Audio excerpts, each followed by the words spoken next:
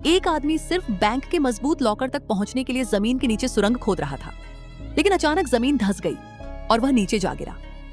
हैरानी की बात यह थी कि नीचे एक पुराना कब्रिस्तान था, लेकिन जैसन डरने के बजाय खुश हो गया, क्योंकि उसे वहां एक ऐसी सुरंग मिल गई जो सीधे बैंक के लॉकर रूम के नीचे पहुंचती थी। उन्होंने ऊपर की कुछ ईंटें हटाईं और नीचे मजबूत कंक्रीट की परत दिखाई दी। इसके बाद उन्होंने बड़े हथियार से फर्श को काटना शुरू कर दिया। कुछ देर बाद जैसन छेद के अंदर गया और उसने देख लिया कि नीचे वही बैंक का लॉकर था जिसे वे लूटने आए थे, लेकिन फर्श काटने के कारण अंदर धुआं और जहरीली गंध भर गई थी, इसलिए कुछ समय तक वहां जाना मुश्किल था। जैसन ने सभी को 1 घंटे आराम करने को कहा और बाहर निगरानी कर रहे साथी को रेडियो से सतर्क रहने का आदेश दिया। उन्हें पता नहीं था कि उनकी रेडियो बातचीत कोई और भी सुन रहा था। एक नागरिक ने पूरी बातचीत रिकॉर्ड कर पुलिस को सूचना दे दी, लेकिन समस्या यह थी कि बातचीत में बैंक का नाम नहीं बताया गया था और सिग्नल लगभग 10 किलोमीटर तक पहुंच रहा था।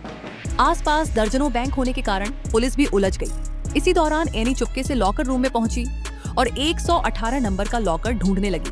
तभी जैसन वहां पहुंच गया और उसे देखकर एनी घबरा गई। उसने कहा कि वह उत्साह के कारण सो नहीं पा रही थी, लेकिन जैसन को उसकी हरकतों पर शक हो गया। एनी ने लॉकर खोला तो उसके अंदर ऐसी चीजें थीं जिनमें कई बड़े अधिकारियों और ताकतवर लोगों के राज छिपे थे। अगर ये राज बाहर आ जाते तो कई लोगों की जिंदगी खतरे में पड़ सकती थी। जैसन ने फिलहाल इस मामले को छिपाने का फैसला किया। तभी बाहर से खबर आई कि बैंक के सामने पुलिस की गाड़ी आ गई है। सभी लोग डर गए, लेकिन बैंक मैनेजर ने जब देखा कि लॉकर का दरवाजा बिल्कुल सही है तो उसने पुलिस को लेकर वहां से जाना ही बेहतर समझा। अब जैसन ने फैसला किया कि ज्यादा देर रुकना खतरनाक है। उसने सभी को सामान पैक करने का आदेश दिया, लेकिन निगरानी कर रहा नया लड़का घबराहट में रेडियो नीचे गिरा बैठा, जिससे संपर्क टूट गया। अजीब बात यह थी कि उसकी यही गलती सबकी जान बचाने वाली थी। दरअसल पुलिस रेडियो की रेंज जांचने के लिए वहां पहुंची थी। जब उन्हें बैंक से कोई बातचीत सुनाई नहीं दी तो उन्होंने उस बैंक पर शक करना बंद कर दिया। बाद में जैसन की गाड़ी को बाहर 2 लोगों ने रोक लिया, लेकिन गाड़ी खाली निकली। असल में जैसन को एनी पर शक हो चुका था, इसीलिए उसने आखिरी वक्त पर अपना ठिकाना बदलकर एक पुराने गोदाम में बना लिया था। सामान बांटने के बाद जैसन ने अपने साथियों को असली राज बताया। एनी ने बताया कि एक खुफिया एजेंसी ने उसे वादा किया था कि अगर वह जरूरी सामान दिला देगी तो बाकी किसी मामले में उसे नहीं घसीटा जाएगा, लेकिन जैसन समझ गया था कि ये राज उनके लिए मुसीबत बन चुके हैं। उसी समय बैंक डकैती की खबर अखबारों में फैल गई और बैंक ने अपना लॉकर खोला। अंदर का नजारा देखकर कर्मचारी भी दंग रह गए। इस लॉकर में सिर्फ पैसे नहीं बल्कि कई बड़े अधिकारियों के काले राज्य भी छिपे हुए थे। जैसन को पता चला कि एक लाल रंग की डायरी में भ्रष्ट लोगों के नाम दर्ज है।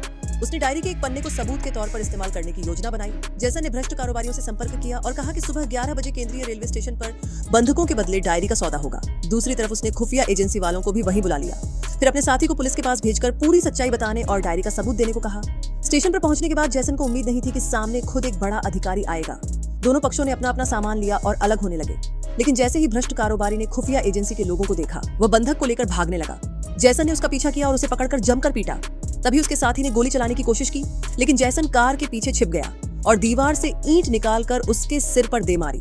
उसी वक्त पुलिस वहां पहुंच गई, लेकिन इस बार उनका निशाना जैसन नहीं बल्कि वही भ्रष्ट कारोबारी था।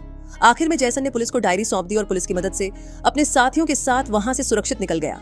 इस तरह बैंक की चोरी सिर्फ पैसों की लूट नहीं रही, बल्कि उसने पूरे भ्रष्ट सिस्टम के सबसे बड़े राज भी सामने ला दिए।